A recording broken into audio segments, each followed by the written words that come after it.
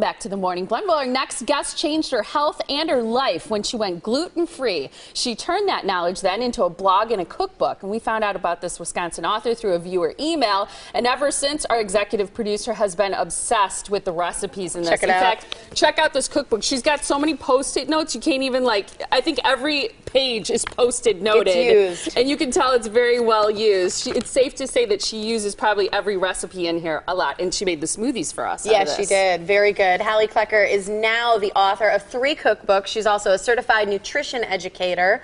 Welcome to the Morning Blend. Thank you for having me. It's a pleasure. I think this is exciting. We hear more and more people who are on the show talking about going gluten-free, going dairy-free. I have a friend who has celiac, so she's forced to be gluten-free. For you, is it a choice, or do you have issues with gluten or dairy? Yeah, it's definitely for my health. A few years ago, I started having a lot of symptoms, just chronic fatigue, digestion issues. I was losing weight, unexplained, didn't know why.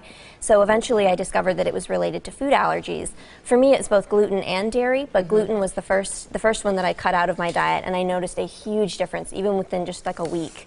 I felt so much better, and over the course of a year, I was able to just get healthier, regain weight, have more energy. So I realized that, you know, the food that I ate really did affect how I felt in a huge way. And that's what you know, kind of inspired me to write my cookbooks and to start my blog to share it with other people. You know, I think a lot of people feel like if you go gluten-free, you go dairy-free, you start eating really healthy, that it means boring meals that don't taste good, forcing yourself to eat vegetables. But you talk about the fact that eating whole and natural and unrefined foods they taste great. Right. You're eating things that taste great. And I love what you said, that you view every meal as an opportunity to heal. Right.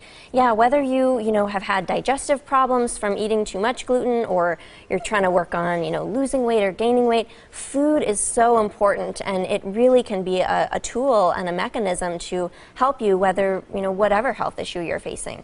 So looking at your plate as a canvas and something that you can paint with color and flavor and fiber, that's a wonderful way to kind of view the food that you eat and use it as, you know, a tool to help you get to your best health.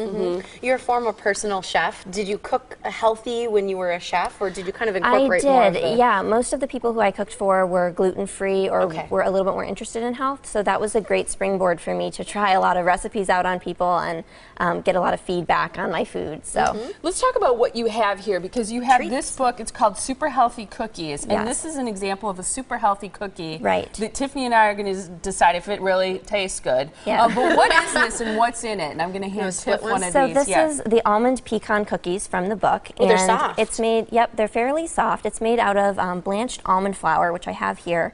This is just ground up blanched almonds, so they're very low in carbohydrates and high in protein. So they have kind of a, there's no butter, but they have kind of a buttery flavor. Very buttery. Very buttery. Just natural, kind of when the nuts get toasted in the oven, it just kind of brings out their buttery qualities. Delicious. I think kids would even like this. Yeah. And they're very sturdy too, so these are one of my favorites for transporting like around the holidays and things like that. So a lot of gluten-free baked goods can just crumble and turn into kind of a mess because there's no gluten, but I try to make sure all my baked goods are pretty good with structure. And don't you feel that more and more stores now have gluten-free flours, or they mark things that are I mean, it's easier than ever to find these types of ingredients. Yeah, it's so much easier. There's so many natural food stores now, Whole Foods, co-ops, all those things. And I always tell people too, if you can't find it in a store, Amazon has everything. So you can always buy it online too. Yeah. I'm not kidding. This is a really good cookie. It's delicious. It's really good. Okay, now what are these guys? So these are the Cranberry Oatmeal Muffins from the Pure Kitchen, and these are made with oatmeal and buckwheat flour. They also have some cranberries in them for added sweetness, and they're sweetened with maple syrup. So there's no refined sugar. It doesn't sound good, Right? but they look good. Yeah, they're and very these two moist. are really soft. They're very moist, and they hold together really nicely. Inside. Yeah, that looks fantastic. Oh, thank you. Okay, I'm going to taste this. I noticed when we were showing the covers of your 3 cookbooks, I don't know if we still have that shot available, because the first one you wrote is the Pure Kitchen, which we got. That's the one on the left that Kim made the smoothies for us this morning. But then I see in the middle you've got a book about kale, and Yes. that is like the hot superfood. Yes, Crazy for Kale. That's actually my ebook. I just released that last week, so it's hot off the e-press.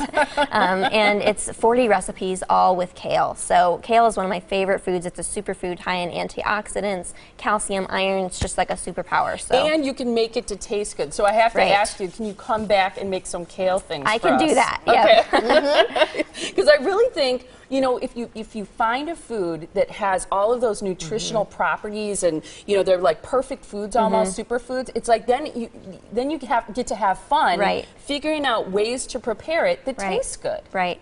And kale is one of those foods, everyone loves it, but all they do is throw it in soups or salads, you know, and you can do, I mean, I put it in brownies, chips, ice cream. It's You really, put it in ice cream? I do. I make like a pistachio banana ice cream, and instead of using food coloring to turn it green, I use kale. Well, bring that next time. I'd like Yeah. to taste that. All right. Okay. I think people are going to be obsessed with finding your blog, so we're going to give the information. Here's where you can find out more about Hallie and her recipes. It's dailybitesblog.com. Also, we can find out more about getting her books. I'm vouching for that cookie. One of the best cookies. Love it. Yeah, it's Fantastic. awesome. It tasted great. So nice to have you. Thank you Yeah, so thank you. much. Yeah, thanks, Appreciate Hallie. it.